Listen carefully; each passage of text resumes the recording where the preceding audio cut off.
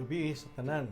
Nanapod kita sa ikaduhang talk nato sa pamukaw. Kinsa man si Hesus. Ato nga nahibaw-an na si Hesus usa ka Hudiyo na tawo sa Bethlehem, Judea niadtong 4 BC, before Christ. Na ila o sa kain nila nga magtutudlo o naghatag og milagro sa iyang mga binuhatan. Gilansang siya sa cross sa mga Romano, ipantos o gilansang sa cross o gipatay, itukslak pa sa bangkaw ang iyang kilid.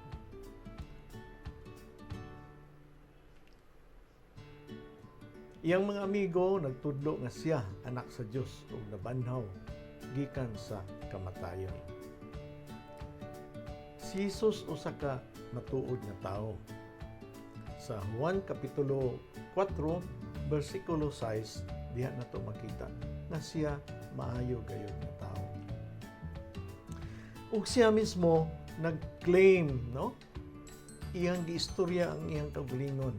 Siya nag-istorya sa iyang kaugalingon ug mao kani iyang istorya sa iyang kaugalingon. Ako ang pan sa kinabuhi. Sa Juan kapitulo 6 bersikulo 35 ingon siya nga ako ang pan sa kinabuhi. I am the bread of life.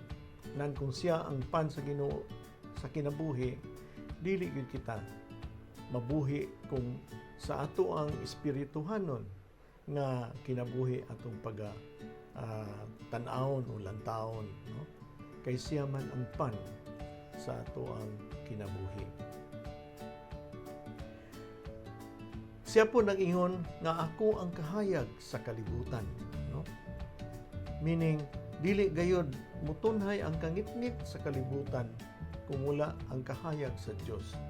Dili mutunhay ang mga binuhatan nga dili maayo, binuhatan nga dili iya sa Dios, binuhatan nga yawanon dili motunhay ug dili pinaagi sa kahayag sa kalibutan, kay siya ang nagdan-ag og kahayag sa kalibutan.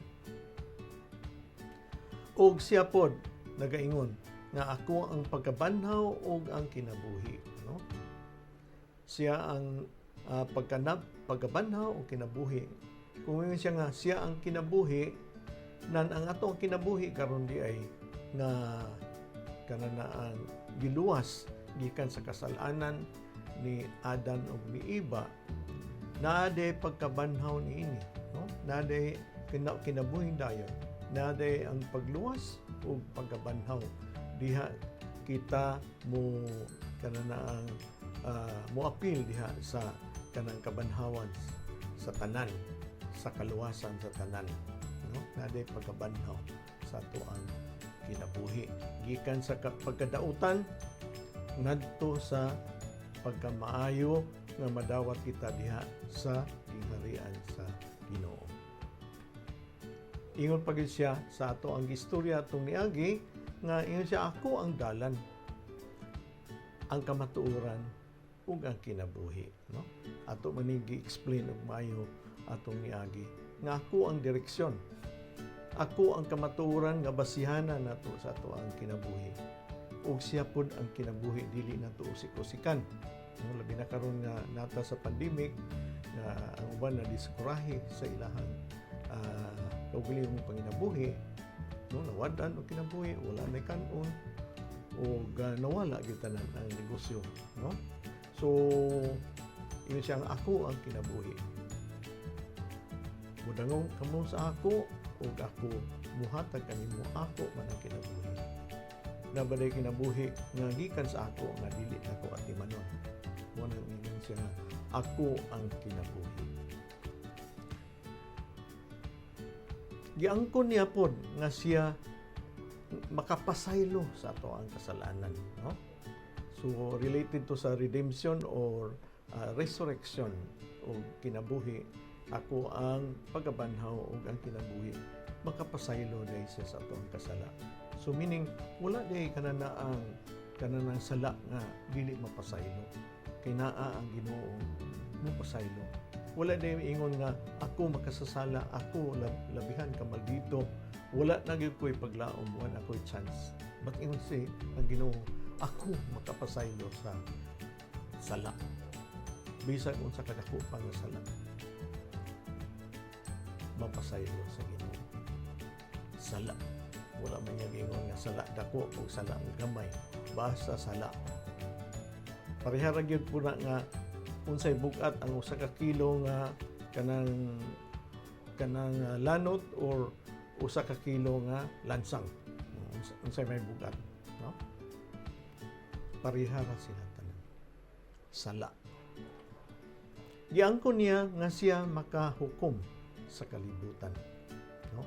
Dili lang ang tao ang iyang pagahukman, but ang tibuok niyang katawhan sa kalibutan o ang kalibutan mo iyang pagahukman sa diha sa katapusan sa kalibutan o katapusan pag-abot niya sa iyang ikaduha nga pag-anhi dinhi sa kalibutan sa pagluwas sa mga katawhan.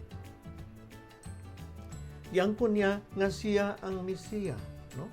King Marcos kapitulo 14 bersikulo 21 hangtod sa 64. Giangkon niya siya ang manluluwas, siya ang Messiah, no? Mesiyas. Siya ang muluwas kanato. Giangkon po niya nga siya anak sa Dios, no? Kanang for God so loved the world that He gave His only begotten Son. Those who believe in Him will not perish but will have eternal life, no? So katunto ang kananaan mo tuo sa iya, makangkon og gingharian nga dayon or kanang kinabuhing dayon, no? Uban kaniya sa iyang gingharian. Giangkon niya nga siya anak sa Dios. Kung kang anak sa Dios, the only son, uma-ora nga anak, iyang gipadala kanato para sa pagluwas. Diha nimo makita nga unsa ka mahigugmaon ang Ginoo. So iya nang giangkon, no? Unsay ebidensya niini kay kita mangita magitag ebidensya. Unsa may ebidensya ini, no? Dili man nga giangkon ni Hesus nga mao ni mona siya. But unsa may ebidensya nga makaingon ta nga kaniniya siya mao gyud ang ato ang Ginoo, anak dinhi sa Dios. Siya gyud ang muluwas kanato. Ang ebidensya is katuntuang nagtudlo siya dito sa bungtod, no? Mo na gitawag nga the Sermon of the Mount. In Mateo kapitulo 5 hangtod sa kapitulo 7. Taas kayo nga kanang reading. So mao man na siya ang iyahang pagpanudlo, no? Gitudlo niya ang Torah. Ang Torah katunto ang balaod ni Moises, balaod nga gihatag niya sa Israelite o uban nga mga balaod, no? Katong Pentateuch. Iyang gitudlo ni Hesus kanato pinaagi sa Mateo 5 versikulo 5 Mateo kapitulo 5 hangtod sa kapitulo 7, no? Pagpanudlo gitudlo niya tutanan ang balaod. Montong puro ra ba to siya balaod, pagtudlo niya diri kanato iyang gitudlo pinaagi sa paghigugma, pinaagi sa kahulugan niyatong mga balaod. Unsa man kahulugan anong gihatag man tong mga balaod gikan sa napulo ka sugo sa Ginoo, giunsa man niya pagpasabot diha sa mga katawhan. So iya ning gitudlo mo nang makita nimo nga ang Old Testament kabahin sa New Testament, no? Ang karaang testamento kabahin sa Bag-ong Testamento o kana siya, ha? Nagdagan nga koneksyon na siya ngani ang pagpanudlo niya sa Sermon of the Mount. Katong nagsermon, nanudlo siya dito sa bungtod, no? Usa ka kanang gitawag nga fulfillment of the law, no? Gituman niya ang balaod kay iya nagyong gitudlo, iyang gipasunod sa mga katawhan, no? Motuntuan dito nagsugod ang kananaang pagpasabot dito sa Sermon of the Mount, pagpasabot og didto pod gipatuman niya ang balaod ni Moises. O sa iyang buhat, no? Sa iyang binuhatan diha sa sa Juan kapitulo 10 ngadto sa bersikulo 37 hangtod sa 38. Makita nimo ang gugma, kompasyon, no? Maluluyon ni Kristo ug ang ihang kapasayloan sa mga sala, no? Ug may gugmaon siya sa mga kabus. Kay nga naman dito sa kananaang sermon sa bungtod, ang iha biyang gitudlo is bulahan katong mga kabus sa espiritu kay siya makaangkon sa gingharian sa Dios, no? Blessed are the poor in spirit, for they will inherit the kingdom of God. Blessed, ingon siya nga blessed. Actually, ang lain nga translation, happy, no? Blessed or happy are those with poor in spirit. So, binuhatan niya, maluluyon siya, labi na katong kabos. Marginally poor, wala gyud kanon, o katong mga pobre sa ilahang pagtuo. Makita nimo sa buhat sa Ginoo nga gapasahilog gyud siya kanunay, kasabot ug kanunay siya. O siya labaw sa tanan galuwas, no? Nagpakita na siya sa iyang kaluwasan nga diri pa uban siya kanato. Iyan ang kitang giluwas. Kadumdum mo sa adulterous woman nga batuon na unta kay nakita nga na sapnan nga nanakaw. Gadalag bato ang nagukod sa iya hanto nakaadto dito sa kang Hesus. Nakita nila gasulat-sulat na sa Hesus, nya ingon siya nga kinsa tong walay sala sa inyo mo'y mulabay nining una nining bayhana. No? Diha nimo makita ang pagkamaluluyon sa Ginoo. Ingon pa siya nga ako wala ko'y katungod sa imo paghukom. Busa ayaw nagbuhata ang imuhang binuhatan pagpuyo na og matarong. Go and sin no more. Lakaw, ayaw na pakasala og usab. No? So ang binuhatan ni Kristo, ang binuhatan ni Jesus, ug ang binuhatan sa ato ang Ginoo, no? Ug ang iyang batasan o gawin sama sa akong kaistorya ganina, no? And then natuman ang gipanagna ni Micah kapitulo 5 ngadto sa 2 kang Isaya 53 ug Salmo 22. Kaning akong gipang istorya kaninyo tanan, di lang nako isaysay gyud detalya, makita nimo nga kani katumanan kani sa gipanagna. Nag-istorya ko nga ang Old Testament, ang daang kasulatan o ang bag-ong kasulatan, koneksyon na siya. Continuous na siya hangtod karon. So meaning, ang ilang gipanagna sa una nga tagaan kitag manununda, tagaan kitag misaya, tagaan kitag manunubos, natuman na gyud kay ang ato ang mga katiguangan, mga Hudiyo, pinili man sila sa Dios. Sila pinili na daan sa Dios, giangkon na sa Dios ang iyang mga katawhan. Kaya nga naman giangkon ang iyang mga katawhan nga pinili na daan sa Dios, kay ang Ginoo nangita og ang iyang mga katawhan pud nga iya pong gamiton para pagtabang pud og kabig sa mga tawo nga mga makasasala balik sa iya.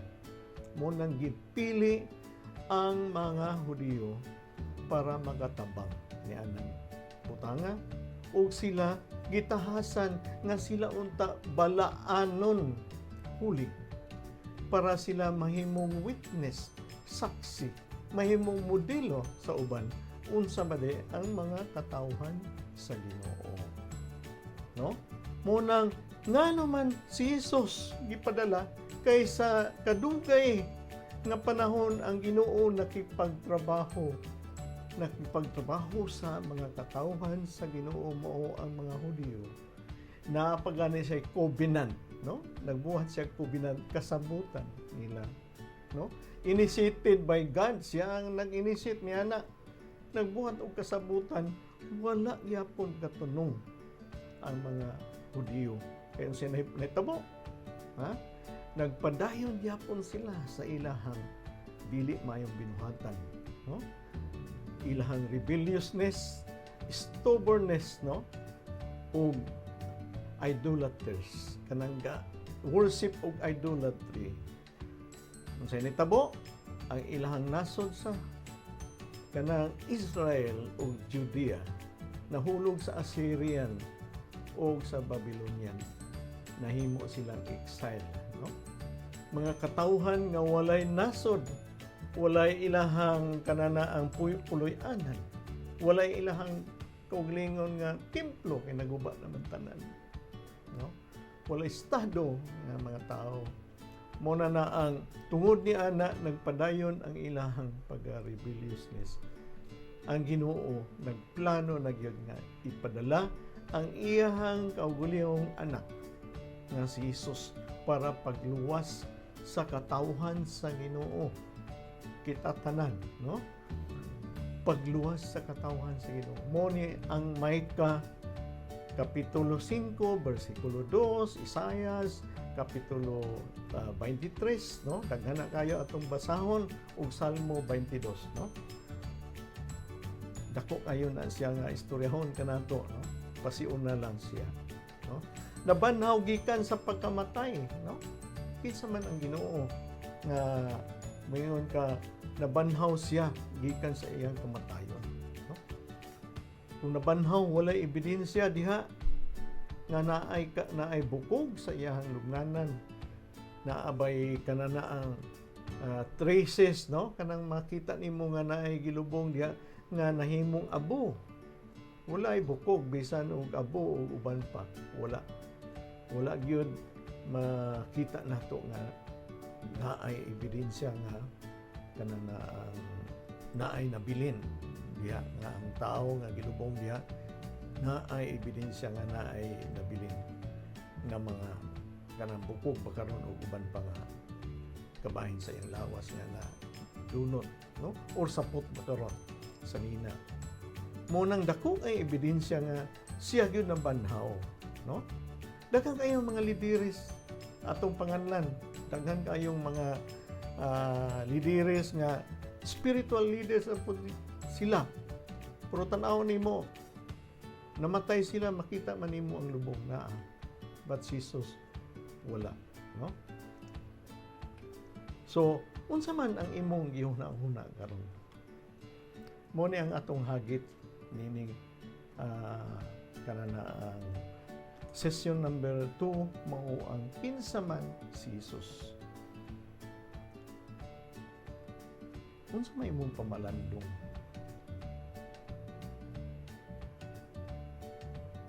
Tinuod ba ang imuhang gituhuan sa pipila na ka tuig nga nakaila ka o nakadungog ka kang Hesus o nagsimba na gani ka sa simbahan?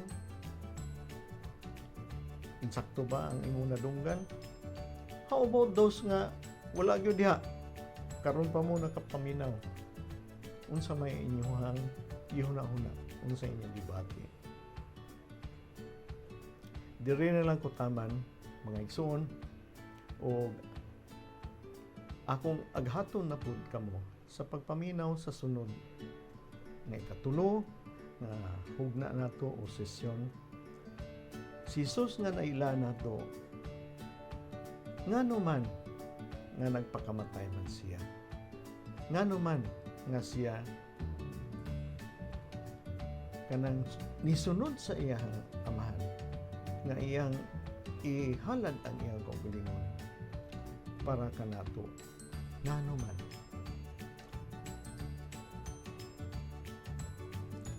Sa ngalan sa Amahan, sa Anak, sa Espiritu Santo. Amen. Langit o Amahan, salamat kayo kay kami naka-amgo sa amo ang kaugalingon ug nakadungogyag kami sa seminar karon kinsa man si Hesus.